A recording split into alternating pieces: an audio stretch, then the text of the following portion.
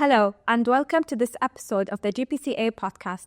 My name is Dalal Alhooli, and I'm a business monitoring and planning analyst at petrochemical industries company Kuwait, who's also a member of the GPCA Youth Council. We are gathered here today at the 18th Annual GPCA Forum from the beautiful city of Muscat, Oman. Joining me today in this episode is Mermans, Vice President of Sustainability at Chevron Phillips Chemical Company and Chairman of the World Plastics Council. Thank you for joining us. It's a pleasure to have you.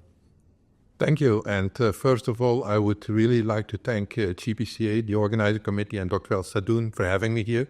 So I would like to begin with the recently concluded IMC 5 in Busan. What are the top takeaways from the conference and how do you expect the industry to be impacted? Okay, let me build a little bit on that specific question as well, because I think good progress has been made. And where the progress has been made is exactly supporting the ambitions that we as an industry had as well. We as an industry, we have been from the beginning advocating for an ambitious but implementable and equitable global agreement. And I think there are two components that consensus was reached among participants, among member states, and that was really around product design. And I think we need to design for end of life. We need to design so that our products can live a second life, a third life, and a fourth life. So that's an important component. And I think all member countries fully aligned around the principles of building a robust waste management system. So I think combining these two components as conversions is critical, and that's where negotiators should continue to build upon. Don't focus on things where there is today strong contention, because everybody lives with their own priorities, with their own local circumstances. So let's work again, as I stated earlier, on what unites us rather than what divides us. All right, thank you so much for those insights and those messages. Speaking of addressing waste effectively, what, in your view, are the key enablers to keeping plastics in the loop for as long as possible and addressing plastic wastes? Very clear question. And I think also from that perspective, let me be very adamant about it as well. We as an industry, and actually I would say all 193 member states voice the same concern as well. Plastic waste does not belong into the environment. Plastic waste belongs in the economy. We should really be able to treat plastic waste as a commodity with real value. And once we start reflecting on plastic waste as being a commodity with real value, one can start think about what are the needed drivers in order to make that circular economy really happen. And we as the World Plastics Council have been advocating for quite a few drivers in that perspective, but let me reflect very briefly on 5 of them. I think the first one, I indicated that already early on, is making sure that we design for recycling. That we keep each time end of life in mind and that we develop our products that they're going to be reused, recycled rather than discarded. That's number one. I think the second one is as well, let us put targets on circular plastics production, because that will stimulate demand. And once we stimulate demand and we have a value placed on those products, one can also make sure that our investments are de-risked and that they can go forward. The third one, and that comes really to reuse as well. I think we need to put reuse targets in place, particularly for those high leakage applications, so that we can reflect upon them as well and make sure that those are being reused and designed accordingly. The fourth target that we are really thinking of is recycled content targets. Those need, however, to be developed in a way that they are sector-specific. The automotive industry, the industrial industry, the building industry, construction, packaging, we cannot do this in a uniform basis. So let's make sure that we do those industry-specific, but we need recycling targets. And finally, really encourage folks to use recycled feedstocks or reuse feedstocks from a bio perspective, or feedstocks even based on a carbon capture basis. So to reach those targets and reach those goals, it requires actions from all stakeholders. So what can stakeholders do today to advance recycling efforts and collaborate more effectively on managing plastic waste? That's a good question, and it's easy answered on one component and difficult on the other. I would say that the most important one that we can work on is technology and innovation.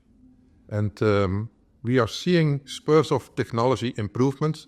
But if I look, for instance, I'm a European citizen, and most probably Europe has the most developed collection and sorting infrastructure globally. We only recycle 27% of plastics. We still have 24% of our plastic waste that ends up as landfill. And we see a continued growth on incineration. So something must be broken in the system. And I think if you look what is broken, there are 3 components again there. I think there is, without any doubt, a fragmented regulatory framework. There is, without any doubt, a lack on demand for recycled products. And I think the last component that I would really like to raise is a mix of infrastructure development across the region as well. So if you look at those elements and see what can be done in order to really make progress, is technology advancements. We see technology advancements on the collection and sorting front, and those are mainly propelled, I would say, by artificial intelligence. So that makes sure that we get more feedstocks that can go into the recycling stream. The second component, and then I'm talking about enhancements that we're seeing in mechanical and in chemical recycling, because what we're seeing there is that products that were considered hard to recycle are now coming into the recycling stream. So we have more products that can be finally recycled as well. So looking at all these elements and building an enabling regulatory framework will help us in that perspective. That will get us a long way in making sure these things happen. I would like to phrase also an opening quote that Jim Fitterling used yesterday. He said, let us innovate, let us not eliminate. And I think that's really the message I would like to give as well. It is important. Our industry has DNA. Innovation is in our DNA. And we have demonstrated over decades that that is what we can do best. And that's how we can deliver as well. So let us continue to focus on that. And let's not stifle innovations, but let's encourage it and make sure that technology can advance. So policies and regulations play a significant role in shaping these efforts. So turning to the World Plastic Council, what does the WPC advocate for in terms of policy and regulations? I think we have, as the World Plastics Council, from the very beginning, been very adamant about our recommendations. As I stated earlier, we are fully supportive of a global binding framework that addresses plastics pollution when it's grounded on circularity. And the first driver for policymakers for us is establish mandatory recycled content targets. Mandatory recycled content targets will, on one end, provide the demand signals that we need, and those demand signals will de-risk our investment. So it will enable us to invest faster and build that scale that is needed as well. I think the second component where I would really like to focus on, and it's again one of those cornerstone policy requirements, is designing for recycling. If we keep end of life in mind, and we work and we design our products so that everything gets reused or recycled and not end up as plastic waste in the environment, I think we go a long way. So that are the first two key drivers. And the final driver, and I think very often being overlooked, is free trade of plastic waste. As World Plastics Council, we are an observer in the Basel Convention, and the Basel Convention is actually the governing body when we talk about trade of waste and plastic waste as well. Today, that is grounded into a linear model. We cannot move plastic waste from developing countries to the developed world. And I think that's going to be needed, that we can really collect it at one source, but also recycle it on the other side as well. So we need to have a much more encouraging framework that is being built within the Basel Convention, so that chemical recycling is also considered as an environmentally sound management program, and that we continue to build our circular economy for the products that we so badly need. All right, thank you so much for those thoughtful insights. But finally, as we wrap up our discussion and reflecting on this forum itself, what are your impressions of the annual GPCA Forum this year? And what are gatherings like these important for the industry's advancement? I think that's a clear answer from my side. I think the annual GPCA Forum, and I'll be candid, I've been coming to the region for about 25 years. So I did not attend the first GPCA Forum, but I did attend the second. So I can clearly state that collaboration is at the core of what is being discussed here. And you see that being excelled. In our companies, we often talk about catch and translate. And I think what this region has exemplified is catch and translate and compounded it with innovate.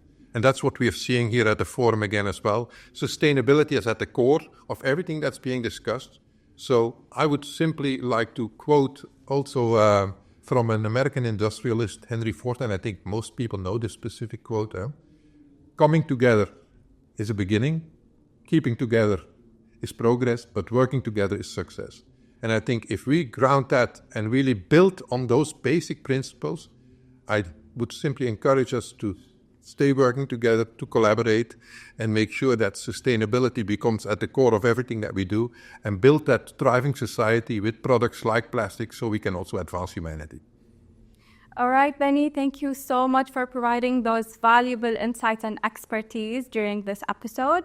And to our listeners, thank you so much for tuning in. Until next time.